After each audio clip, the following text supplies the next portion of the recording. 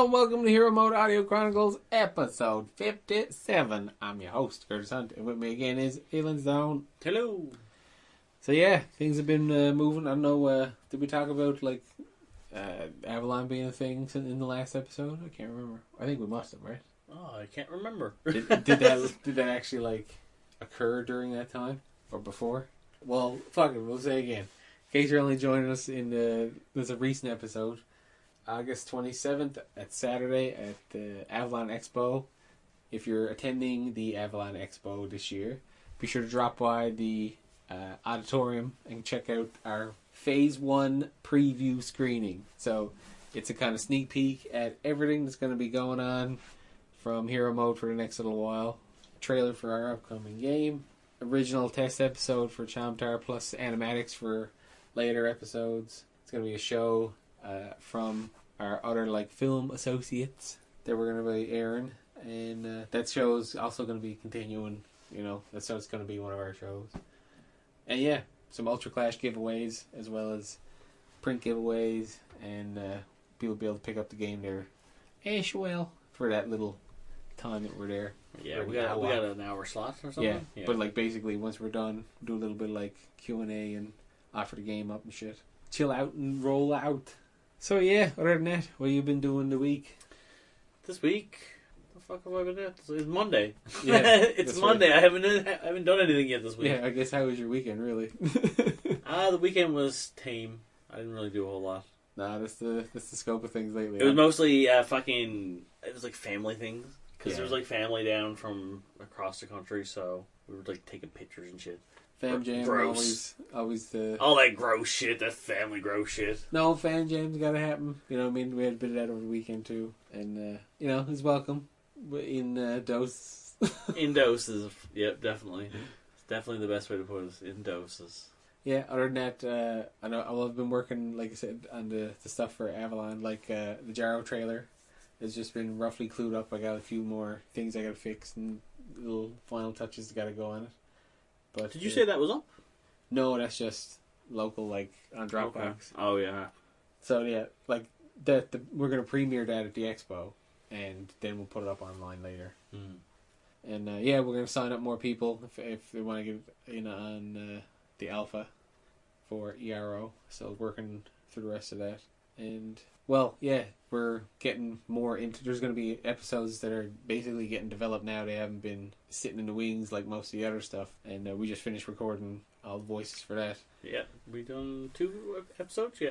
Yep, 2 episodes and touch-ups on the second. So there's a lot of Chomtar getting exposed now that's never seen the light of day, and some of it I never intended to show ever. But this is I think it's worth showing because it was fun, and even as we're updating it, I'm missing parts of it now where it's other deliveries were it was kind of got used to it, right? Yeah. But it's been cool to update and edit, and we really got to actually do a lot more audio editing to get the rest of it done because there's a lot of sound effects that I lost, and since we've organized stuff too, links got broken and stuff, so there's nothing, the old projects are not quite held together anyway. But sorry.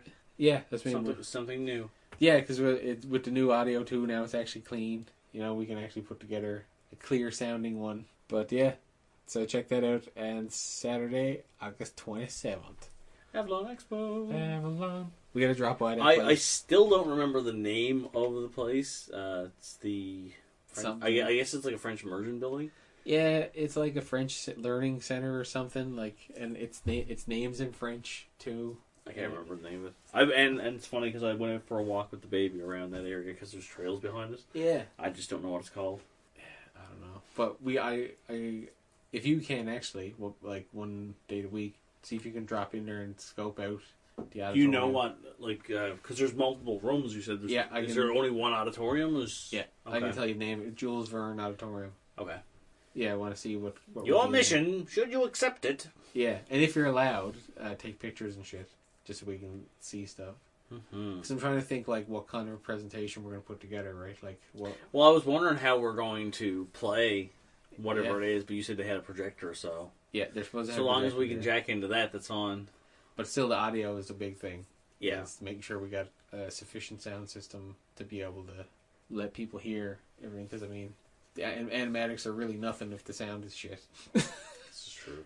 Right? Most of it isn't. Like, there's not a lot, like... Well, I mean, it's all art and stuff, and I'm going to be updating I'm redoing all the animatics. Like, I'm changing parts of episodes anyway, so... Yeah. But, like, the whole start of episode 2's got to be redone. I'm looking forward to actually tightening it up and actually doing some tighter drawings. Because a lot of these animatics were super rough, like, for my own sake, because I'm like, I don't have to send these anywhere, and I don't need them to be super clear for anybody else to interpret, because I'm using them for my own means. Yeah. So I can do like a kind of like an extra shorthand, because it's like, yeah, no, I get this shot because I had it in my head when I planned this, when I did the drawing. Like, so now I'm going to clean it up so it presents a bit better, and it should be clearer to follow for anyone who doesn't like kind of know what the ideas are and all that. But should be fun times at the expo. I'm looking forward to it. Me too. I'm hoping we can eat up enough fucking time, honestly. Like, we got an hour. And, I mean, an episode... The new time on episode 1 is at least going to be around 2 minutes. So but I mean, like, even if you do an episode, a break, an episode, a break, an episode, a break... Well, like, what's a break, right? Well, I mean, I guess... Well, that's the thing, too. I mean, you don't want to show one episode and stop and be like, oh, what'd you think? Yeah. You want to show multiple, so... So, that's kind of like... I was thinking that we would show, like, a block and then stop, and then a block and then stop, and then a block, and then stop, do the game, like do the Ultra Clash video with the game. I thought you were starting with the Ultra Clash video. See, I don't know. Maybe. Like, I've been trying to think about, like, how to run this best. Because going out on the Ultra Clash video, then they know the characters who are going to be in the game after watching everything. Yeah, true. And then right then after everything's done is when they have the opportunity to go and buy it. So it's going to be fresh in their minds and someone just have gotten their own set. So that's what I think we'll end on, is the Ultra Clash how to play. And then there's going to be a question on the how to play. The winner will get a free set. And on the breaks before that, I think I want to do questions on the cartoons and give away prints. Mm-hmm. So what kind of questions are you going to have? We're going to drop some spoilers right now to anyone listening? No. It's it's going to be all based on something that happened in the block of cartoons that we play, because we'll have like an episode of Chomtar and an episode of Ilos. Then we'll stop, and it'll be like an animatic and episode, or like an episode of Ilos, animatic, and episode. Because I think there's 7, and we've got we got 5. Because there's part 1 and part 2 for Halloween. Yes. So 5 and 7, we divide them up together in blocks. I can't even put that together in my head right now. Trying to like make sense of that, how to mix together 5 and 7, and how many, like, at least 3 groups, because it'd be like one group, then the Jaro trailer and a stop, another group with bigger bunch, and then the last group. Well, yeah, bigger group, stop, last group with the game, how to play, and maybe on a Q&A or something. Mm-hmm. But yeah, whatever, we'll figure out what's going on. It's only like 2 weeks away. That's all. Not even. We got this. On top of shit. So what about yourself? Like I said, flat out working on shit, getting stuff ready in the middle of normal work, and chilling with the boy. Had him down here for a bit on the weekend when he was I was looking after him. Carolyn was gone to thing with her buddy visiting from Alberta, so he was down here watching Ninja Turtles with me while I was working on stuff. Hanging out with Dad in the HQ? Yeah, watching the changing colors from the TV. Oh my god! Which turtles did you show him? They're my original, original season of 1983, 84, 5? Yeah, something. Can't remember. I always forget the exact start. It's 85. So get the old ass turtles, and the first episode, which were the Toei animated ones, which were the badass fucking man. If there's the Turtles show goes through so many changes from start to finish between style and theme, it is mad. Like, there's ones where it's like super dark, post-apocalyptic war zone, the world's shagged up and everyone's turned into mutants. And then there's almost Care Bearish, cutesy kind of dialogue and behavior and problems, and they're talking like little children, and they're like, oh, Jimmy. Yeah, everything is super cutesy, child friendly. To then in the first one, like I said, it looks like almost like an old 80s anime, because like some of the drawings and stuff are super sick, and the action is like actually animated like really well. Like the drawings are super tight. You said it was Toei Animation? Yeah, I believe so. TOEI? Yes. Yeah. What else are they known for? I've seen a lot of things that like recently that they, I guess they're producers or publishers for. But what did they start with? Is that? No. I'm trying to think. Is that Godzilla? No. Is that who owns Godzilla? I should know this. I should. Fuck it. No, Toho. That's Godzilla. Toho, okay. Yeah. No, Toei. I can't remember. Because their mascot or whatever is almost like a cat in a hat type thing. Is it? It's almost like it's an orange cat in a purple not a fedora, but not a sombrero either. Almost like a fucking musketeer's hat. I don't know what the fuck. Just like a three-cornered hat or something. I know. I don't know what to call it. With a feathered hat. A shaggy hat. Cat in a hat, like. But that's what their mascot is, and it always comes with like Toei Animation, and because I think it's One Piece. Oh, right now they're I guess they're, like I said, producers or publishers or whatever for it. Well, I mean, they're pretty big. Studio. Well, and that's why I was wondering, what did they start with? Because I don't recognize that mascot from anything. No, me neither. I wouldn't be able to tell you. I'm not that familiar. I mean, if it is in anything, I'm sure it will be, though. Oh, yeah. It usually is, like, always kind of with those legendary ones, I guess. Like, isn't the Iron Giant one? Or, like, Astro Boy. Isn't he, like, part of the symbol for wherever the fuck that property's at now? Oh, I don't know. I feel like I've seen that in the logo. Remember fucking Spider-Man in the like at the end of like Muppet Babies and stuff? There was the logo that like the silvery Spider-Man dude would like drop down on. I don't remember that. No. Man, it was funny. Like Johnny was talking about, like, he used to have a nightmare about that guy. And he just imagines, because he jumps down like all Spider-Man-y right on top of it, and he just remembers looking and seeing him, that guy like jumping down outside his room. Yeah, just like big silver Spider-Man, no. Silver, no. Oh yeah, something else I wanted to bring up, which was fucking kind of a bummer, and it actually got me second guessing if I'm going to go see Sausage Party. Apparently, the production, Nitrogen Studios, are being accused of some pretty heinous working conditions, and they didn't credit like half this team, half the animators that worked on it. Oh my god. Including a buddy of mine, Min. No way, Min was working on this? Yeah, and he apparently was one of in the group of guys that got their credits taken out, or like uncredited animators on it. Jesus. Which is super, super, super shitty, because like an animator's kind of credentials is his credits. And so getting credits on a show, especially like a major movie like that, is huge for a lot of guys, especially like early career guys. And on top of, there are all these stories of like people getting fired for not refusing to do overtime, and people getting forced into unpaid overtime, and like people getting fired for the most ridiculous shit. Like one thing I read was apparently a guy got fired for seeing one of the cuts before the director, and the director got pissed and fired him. This is how one of the animation supervisors apparently lost his job. Oh my god, that's retarded. Yeah, like, I mean, animation industry is savage. It always has been, and it's not changed. So it's a vicious beast. It is, man. Like, because this basically, what happened is what always happens with these kind of setups. Like, and easily. Because it's a passion-driven industry. Like, if guys don't want to do time, to do extra stuff, then their work will be given to someone else. Because it's a lot of it too is performance-based stuff. Like, what you get done is what you're going to make. Yeah. So, instead of your 2-week thing, you know, being like, you got this much time to do whatever, it's like, oh, they want whatever done, and then instead of that, just taking it away to someone else who wants to do the overtime. You know what I mean? And so Project cunts.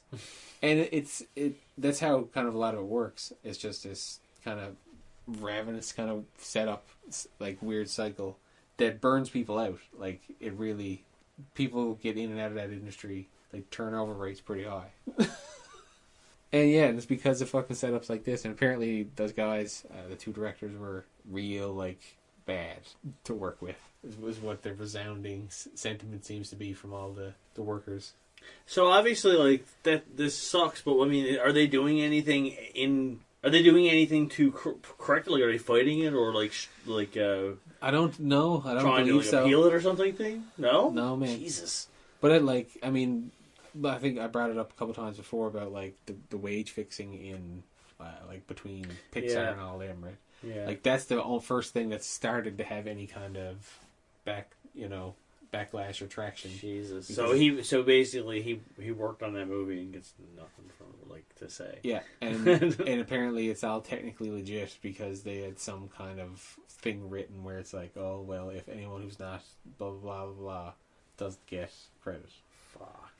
Right, and it's just shitty stuff like that, which is ridiculous. Like, honestly, I said to Carolyn, like, once we get a studio and everything set up, like, I'm gonna have much the opposite mentality when it comes to that kind of like control on like situations for production and stuff. Like, I was saying to her, I want to reach out and give full on animation positions to anyone who wants to take them, but it's literally going to be like old school studio, like where it's still you'll get paid on what you actually get done, right? But this is your chance to actually try and work on a show. You got to meet the quality standards and perform, and you'll make money from it. But you can come and do it, scatter a few hours, because you're still in high school or you're in college trying to do whatever, right? Now, what that gives them is experience firsthand, credits on major projects, and going in then when they leave their post-secondary or their high school, then they already have a credit to try and get somewhere with. And that's the key difference that I was trying to state towards, because I like to create something that gives them something to work with right out the gate. Because most people, like, when they're getting like an unpaid internship at like Cartoon Network or something, that's still post-secondary, like after they finished, or it's like their work term for their program, right? So they're already out and living in a state where they're needing to be self-sufficient and actually work and keep themselves going in that regard. And a lot of guys have to like just go on nutting for like months to get these like internships at these places to get through to other hookups and shit. So this would give that opportunity early on, because their main thing is like they're already established. Like if they're in college, they've already figured out their living conditions going to be in their day-to-day routine, and that's going to be sorted. So this is like a part-time job opportunity that's going to give them something down the line. So we'll reach out to like Kona and stuff for that. And high school students who are really like up to the challenge can actually, and showing like the initiative and the skill, they'll get a chance to do the same thing. Work, get a second rate on an animation gig, and have a credit for it. You know what I mean? So, join our studio. Yeah. As soon as we get it set up. And because the other part of it too is a lot of, like, we're going to be mainly open studio driven, and that makes that possible, because expanding up new licenses from all these new people doesn't increase our overhead ridiculously, and it's a standardized classical setup, so anyone who's studying animation should like kind of understand all these principles, right? How the basics work. And it's raw drawing, like it's, you complete control over it, you know what I mean? Like, it's a very basic idea, and a good base for anyone really to who's interested in this kind of like creative driven like creator animation or like character design role. So I'm hoping to kind of contribute back to help foster more developers and more shit later on, because it like the more people trying to do stuff like this is actually better for the local area, because it's a non-resource based thing. It can actually draw in, it can create jobs like out of nothing in the middle of nowhere, right? Because there's no need for anything other than just the skill and the time. So yeah, coming soon. We're trying to be the antithesis to shitty sausage party nitrogen. Trying to fix that shit. Future plans. Yep. So it's coming. True believers. You must believe. So yeah, with that, keep up on the progress towards such our goal with Follow us at HeroMode.com, TheHeroMode.com. Follow us on Twitter at Hero_mode. Check us out on Instagram. I think it's just The Hero Mode again. And Facebook.com/The Hero Mode. You can email us at HeroModeContact at Gmail. And yeah, I guess till next time. Out.